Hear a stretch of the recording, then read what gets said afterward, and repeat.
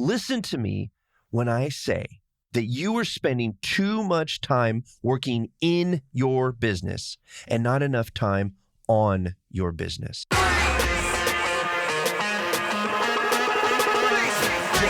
How do you grow and scale your business while avoiding entrepreneur poverty?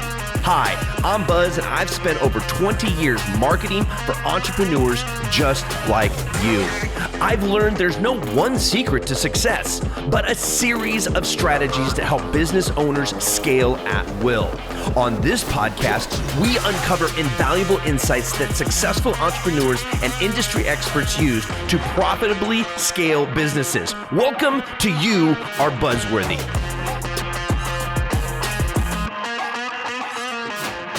I was talking with Adam Liette on the podcast the other day about how to get ourselves as business owners from working in our business to working on our business. This is a very important topic because it is something that holds way too many companies back from their true potential.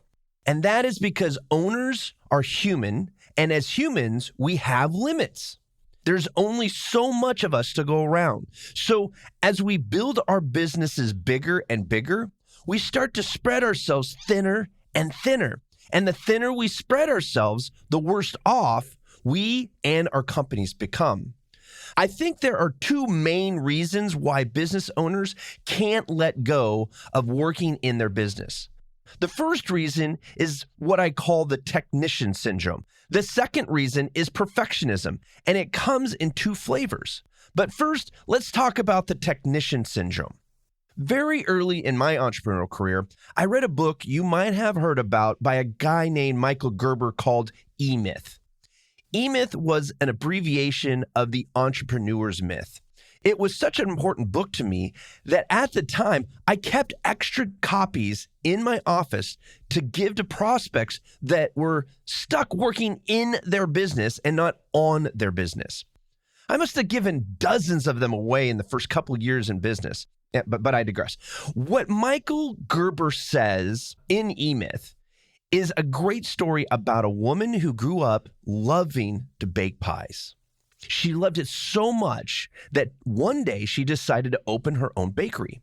But as she dove into owning her business, she realized all of the hats she had to wear to keep the business running that had nothing to do with baking pies. In the end, she gets burnt out because she has very little time to do the one thing she started the business to do: bake pies. In this story, the woman was a technician and fell into what I call the technician syndrome. The technician syndrome comes from people who start businesses based on a skill they are highly proficient at. Some, like myself and the first iteration of my business, create companies wrapped around something we are passionate about.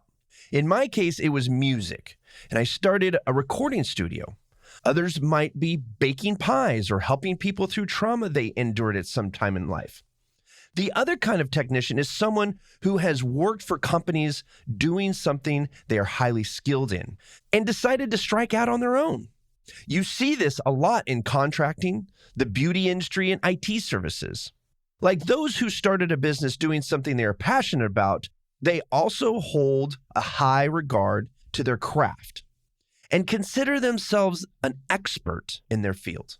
Both kind of technicians have the same set of problems, though. They think they are the best at what they do and the most efficient at what they do.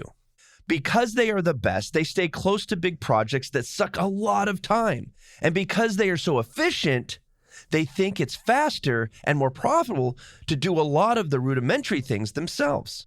These are the folks that say to themselves, I can do it faster than it would take me to tell someone what needs to be done. Does that sound familiar to you? Well, it does to me. The problem these technicians face is that they can't do it all themselves, and trying to is hurting their business and pushing good talent right out the front door. But we will get to that in a minute. First, I want to touch on perfectionists. The two types of perfectionism are the perfectionist by nature and the perfectionist by passion. The natural perfectionist instinct is to make everything perfect in all aspects of our lives. These people, in my opinion, struggle the most in business because business is messy and rarely, if ever, perfect. So the nature of perfectionists work directly opposite of the nature of business, and therefore creates this dichotomy the business owner can't effectively manage on their own. The second type of perfectionism that hold business owners back is the one of passion. These owners are so passionate about their business that they can't leave anything to chance. So they hoard the responsibility of getting everything done to themselves. They think no one can do it as good as them, or that they are the only ones that can make the right decisions in critical situations. I personally fell into this category for a long time. I think it was driven by fear, the fear that the next client walking through the door was going to change my business forever. And so I needed to be front and center to make sure everything went perfect. The fear that jobs we were doing weren't absolutely going to dazzle the client and I would lose money. The fear that my employees would say the wrong thing and push clients away. The list literally goes on and on.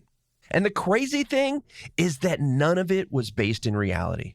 All of these fears were in my head.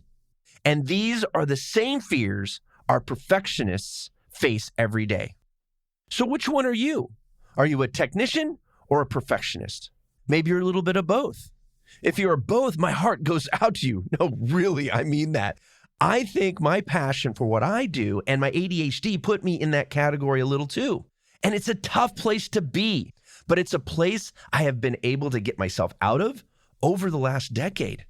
And the key is what I call the 80% is good enough rule. See, regardless of whether you are a technician or a perfectionist, you have a limiting belief that nothing but 100% is good enough for your business, when in reality, 50% of your best would be good enough for your clients. That's right. A lot of times, 50% of your best would be considered good enough to a majority of your clients. That's not just a testament how good you are at what you do, but also the reality that a lot of your competitors aren't that good at delivering the same goods and services. No, really, the bar is much lower than you think.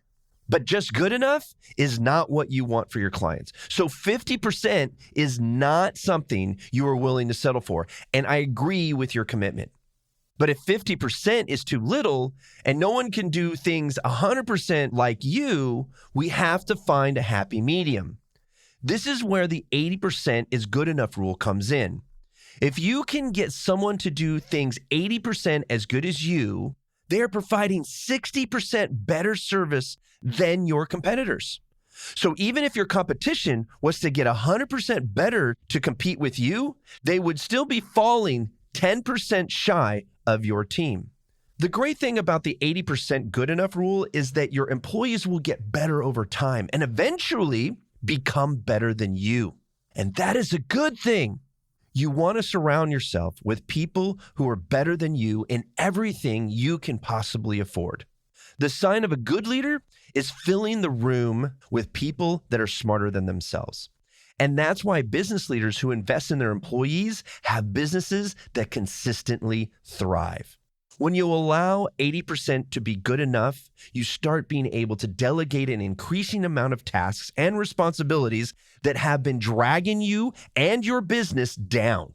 And as you shed more of the hats you wear in your company, you create more time to do the things you are passionate about, or give yourself opportunities to grow as an owner. Find ways to propel your business and find ways to propel your business to the next level. So I challenge you to look at your day-to-day checklist and start taking notes of the tasks that you can hand off to others. Look at the simplest things first, like checking your email. Do you really need to be the one to comb through your email multiple times a day? If you're like me, that can suck as much as 2 hours, a quarter of a day, just to sift through emails. So what if someone else was able to take over your inbox? Maybe an assistant. What if you only saw emails that weren't able to be delegated for you? My assistant also takes care of billing and other administrative tasks, so she's able to take care of a chunk of the emails herself. So now I see about 20% of the emails that come into my inbox, which saves me a significant amount of time.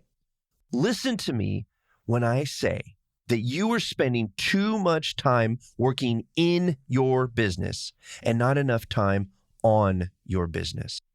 I don't care where you are in your journey. The process is ongoing. And as small and medium-sized business owners, we can delegate more. If you don't believe me, read Clockwork by Mike Michalowicz and try to prove me wrong. The bottom line is that any time spent away from making your business better and growing is time lost to a more prosperous tomorrow.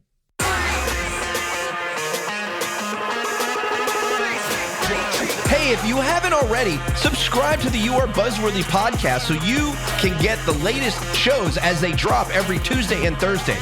And we'd also love to hear your feedback, so leave a review when you get a chance. And until next time, stay buzzworthy.